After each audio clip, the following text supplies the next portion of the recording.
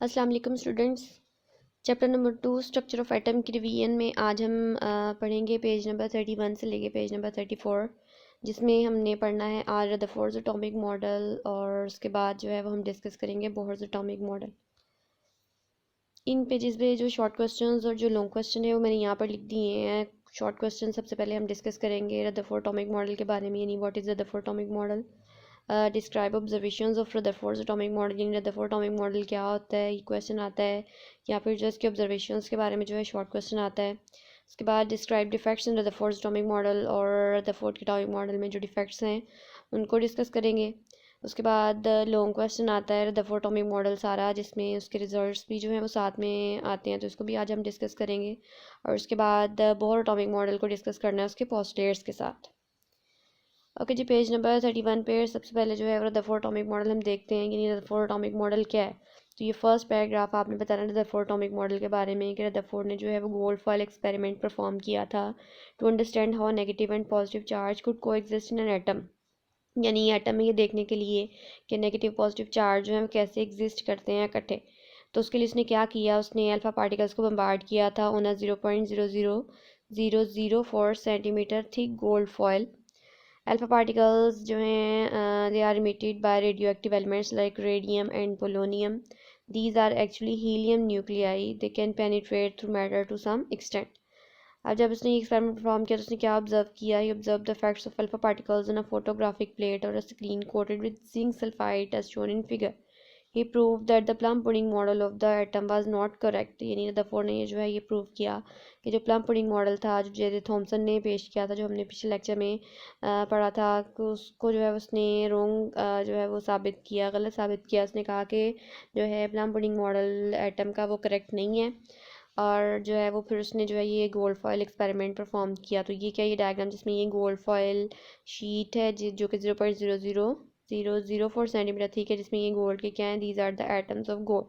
अब यहाँ पर उसने क्या किया, यहाँ से उसने अल्फा पार्टिकल्स को बम्बार्ड किया। तो अल्फा पार्टिकल्स के बम्बार्डमेंट के लिए उसने यहाँ पर क्या किया, एक कोटेड जिंक सल्फाइड कोटेड जो है वो स्क्रीन ली, और उसके ऊपर जो है उसके इफेक्ट्स देखे। अब ऑब्जर्वेशंस क्या थी, जो कि शॉर्ट क्वेश्चन आता है, तो आप लोगों ने यहाँ से जो है उसकी ऑब्जर्वेशंस बतानी है। दो ऑब्जर्वेशंस दी हुई हैं। Almost all the particles pass through the foil undeflected, यानी उसने देखा कि ज़्यादातर पार्टिकल्स जो हैं वो फॉयल में से बगैर मुड़े ही जो है ना वो गुजर जाते हैं। और सेकेंड ऑब्जर्वेशन क्या है कि out of 20,000 particles only a few were deflected at fairly large angles and very few bounced back on hitting the gold foil, यानी 20,000 पार्टिकल में से कुछ पार्टिकल्स जो हैं वो लार्ज एंगल पर मुड़ गए, और कुछ जो थे वो क्या हो गया, गोल्ड फॉइल से टकराने के बाद वापस मुड़ गए। तो यहाँ से जो है आप लोगों ने ऑब्जर्वेशन का बताना है रदरफोर्ड की शॉर्ट क्वेश्चन। उसके बाद आगे हैं जिनकी इसके रिज़ल्ट, जो कि शॉर्ट में भी कोई से दो रिज़ल्ट पूछ सकते हैं, और लॉन्ग में भी जो है वो इनके रिज़ल्ट आते हैं। तो ये सारे रिज़ल्ट आपने इसके बताने। टोटल जो है वो यहाँ पर 7 रिज़ल्ट दिए हुए हैं। Since most of the particles pass through the foil undeflected, therefore most of the volume occupied by an atom, यानी ज़्यादातर पार्टिकल्स जो हैं वो फॉयल में से बगैर मुड़े ही गुजर गए। जिसका मतलब क्या है कि एटम का ज़्यादातर हिस्सा क्या है, खाली है। और फ्यू पार्टिकल्स की डिफ्लेक्शन जो है वो ये शो करती है कि एटम के सेंटर में एक पॉजिटिव चार्ज मौजूद है, जिसको क्या कहते हैं हम, एटम का न्यूक्लियस। और जो पार्टिकल्स कंप्लीट रिबाउंस होगी, जिनकी यानी मुकम्मल तौर पर जो है वो क्या हो गए, वापस मुड़ गए, तो ये क्या शो करता है कि न्यूक्लियस जो है वो डेंस है और हार्ड है। सिंस फ्यू पार्टिकल्स वर डिफ्लेक्टेड, कुछ पार्टिकल्स जो हैं वो कुछ स्मॉल एंगल पर डिफ्लेक्ट हुए, तो इसका मतलब क्या है, that the size of nucleus is very small as compare to the total volume of the atom. Nucleus का साइज एटम के साइज से क्या होता है, बहुत छोटा होता है। The electrons revolve around the nucleus, electron जो है न्यूक्लियस के बाहर रिवॉल्व करते हैं। नंबर 6 क्या है, एटम जो है होल न्यूट्रल होता है। इसका मतलब क्या है कि नंबर ऑफ इलेक्ट्रॉन और नंबर ऑफ प्रोटॉन इक्वल होते हैं। और नंबर 7 क्या है, इलेक्ट्रॉन को निकाल के जितने भी फंडामेंटल पार्टिकल्स हैं जो कि न्यूक्लियस में पाए जाते हैं, इनको हम क्या कहते हैं, nucleons.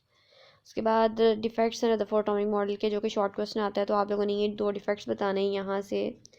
Following are the defects of Rutherford atomic model. Number 1, according to classical theory of radiation, electrons, being the charged particles, should release or emit energy continuously and they should ultimately fall into the nucleus। यानी अगर classical theory of radiation को देखें तो उसके मुताबिक electron चूँकि charge particles हैं, तो उनको एनर्जी या तो रिलीज़ करते रहना चाहिए, एमिट करते रहना चाहिए, तो फिर उसके बाद अल्टीमेटली एट द एंड क्या आना चाहिए कि उनको न्यूक्लियस के अंदर गिर जाना चाहिए। तो ये फर्स्ट डिफेक्ट था रदरफोर्ड एटॉमिक मॉडल में। सेकेंड क्या है कि if the electrons emit energy continuously, अगर इलेक्ट्रॉन जो है वो कॉन्टिन्यूसली एनर्जी इमिट करता है तो they should form a continuous spectrum, but in fact line spectrum was observe. तो जो है वो इलेक्ट्रॉन का जो एटम का स्पेक्ट्रम बनता है वो क्या होना चाहिए, कॉन्टिन्यूस स्पेक्ट्रम आना चाहिए अगर इलेक्ट्रॉन जो है वो कॉन्टिन्यूसली एनर्जी इमिट करता है। लेकिन स्पेक्ट्रम कौन सा ऑब्जर्व किया गया, लाइन स्पेक्ट्रम। तो ये दो डिफेक्ट्स आपने बताने हैं यहाँ तक इसके रदरफोर्ड एटॉमिक मॉडल के। उसके बाद आगे है जी बोहर एटॉमिक थ्योरी, यानी फर्स्ट पैराग्राफ क्या है इसकी थ्योरी का, ये आपने निशान लगाया हुआ, यानी फर्स्ट पैराग्राफ में आपने बताना है कि what is Bohr's atomic theory. Keeping in view the defects in Rutherford atomic model, Rutherford atomic model के जो यानी मॉडल में डिफेक्ट्स थे उनको ज़हन में रखते हुए नील बोहर ने जो है वो एटम का नया मॉडल पेश किया था 1913 में। और इसके मॉडल की जो बेस थी वो क्वांटम थ्योरी बेस थी जो कि मैक्स प्लैंक ने जो है वो पेश की थी। अब बोहर के मॉडल के अकॉर्डिंग क्या है कि revolving electron in an atom does not absorb और एमिट एनर्जी कॉन्टिन्यूसली, यानी जो इलेक्ट्रॉन रिवॉल्व करता है एटम के इर्द गिर्द वो ना तो एनर्जी एमिट करता है ना ही अब्जॉर्ब करता है कॉन्टिन्यूसली, यानी मुश्किल तौर पर नहीं करता। The energy of a revolving electron is quantized, यानी जो इलेक्ट्रॉन है उसकी एनर्जी क्या होती है, क्वांटाइज्ड होती है। और क्वांटाइज्ड का मतलब क्या होता है, fixed energy. As it revolves only in orbits of fixed energy called energy levels by him, क्योंकि इलेक्ट्रॉन जो है वो फिक्स्ड एनर्जी लेवल में मूव करते हैं तो इस वजह से उनकी एनर्जी क्या होती है, क्वांटाइज्ड होती है यानी फिक्स्ड होती है। Bohr atomic model shown the figure, ये यहाँ पर इसकी जो है फिगर दी हुई है बोहर एटॉमिक मॉडल की। उसके बाद आगे हैं जिसके पोस्टुलेट्स जो कि लॉन्ग क्वेश्चन में आते हैं और बहुत इंपॉर्टेंट है, 5 इसके टोटल पोस्टुलेट्स दिए हुए हैं। फर्स्ट पोस्टुलेट क्या है, hydrogen atom consist of tiny nucleus and electrons are revolving in one of circular orbits of radius r around the nucleus। Hydrogen atom का जो है वो न्यूक्लियस बहुत स्मॉल होता है और फिर उसके न्यूक्लियस के इर्द गिर्द जो है वो सर्कुलर ऑर्बिट में इलेक्ट्रॉन्स रिवॉल्व करते हैं। Each orbit has fixed energy that is quantized. अब यहाँ पर ये जो दिए में ये क्या है, दीज आर द ऑर्बिट्स, ये क्या है, दीज आर द ऑर्बिट्स। जहाँ इधर भी है बुक पे भी एरो बने हुए क्या, ये ऑर्बिट है। तो यहाँ पर इलेक्ट्रॉन रिवॉल्व करते हैं जो कि एनर्जी लेवल है नील बोर ने जिसको कहा था। अब यहाँ पर जो है इस हर ऑर्बिट की एनर्जी क्या होती है, फिक्स्ड होती है। As long as electron remains in a particular orbit it does not radiate और absorb energy.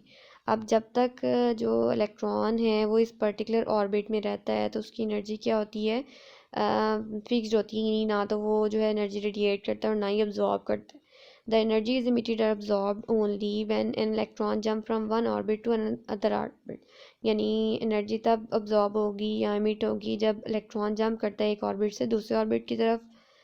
when an electron jumps from lower orbit to higher orbit, जब लोअर से हायर की तरफ, यानी अंदर वाला और हम ऑर्बिट को काउंट करते हैं यहाँ से यानी न्यूक्लियस के बाहर से, तो ये फर्स्ट या सेकंड और ये थर्ड। तो जब इलेक्ट्रॉन जो है वो ये अंदर वाले ऑर्बिट से यानी लोअर एनर्जी से बाहर की तरफ जो है वो मूव करता है तो वो क्या करता है, एनर्जी अब्जॉर्ब करता है।